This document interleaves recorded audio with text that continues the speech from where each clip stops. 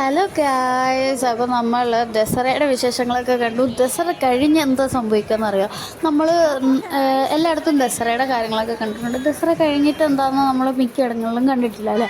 അപ്പോൾ അതുകൊണ്ട് ഇവിടെ ദസറ കഴിഞ്ഞ അടുത്ത ദിവസം തന്നെ നമ്മൾ എല്ലാ അമ്പലങ്ങളിലും, ബീഹാറിലെ എല്ലാ അമ്പലത്തിൻ്റെയും സൈഡിൽ എല്ലായിടത്തും പണിതിട്ടുണ്ടാവുമല്ലോ ദേവിയുടെയും ഭദ്രകാളിയായിട്ടും. അപ്പം ആ എല്ലാ രൂപങ്ങളും അവരെ എടുത്തുകൊണ്ട് പോകും കേട്ടോ. വണ്ടിയിൽ ഇതേപോലെ ദാണ്ട് കൊണ്ടുപോകും. അപ്പോൾ പാട്ടും കാര്യങ്ങളൊക്കെ ഇട്ടിട്ട് പോകും. ഭയങ്കര DJയും ഭയങ്കര മുഴക്കം കേൾക്കുമ്പോൾ നമുക്കറിയാം ഇതാണ് വരുന്നത് എന്നുള്ളത്. അപ്പോൾ ദാണ്ട് കണ്ടോ, എല്ലാ വണ്ടിയിലും ഇതേപോലെ കൊണ്ടുപോകുന്നുണ്ട്. അപ്പം നമ്മൾ ആ ഒച്ച കേൾക്കുമ്പോൾ നമുക്കറിയാം. അപ്പോൾ നമ്മൾ ഓടി വരും കേട്ടോ. കാണാൻ നമുക്ക് ആകാംക്ഷയാണ് എന്താണെന്ന് അറിയാൻ വേണ്ടിയിട്ട്.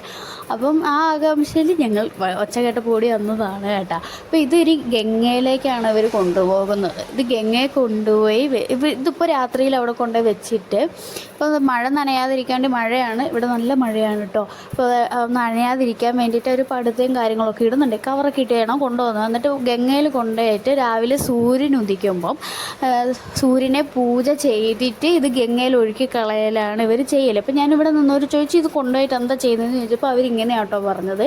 എനിക്കറിയാവുന്ന കാര്യം, ഞാൻ അറിഞ്ഞ കാര്യം നിങ്ങളോട് ഷെയർ ചെയ്തതെന്ന് മാത്രം. അപ്പോൾ ഇന്നത്തെ വീഡിയോ ഇത്രയുള്ളൂ.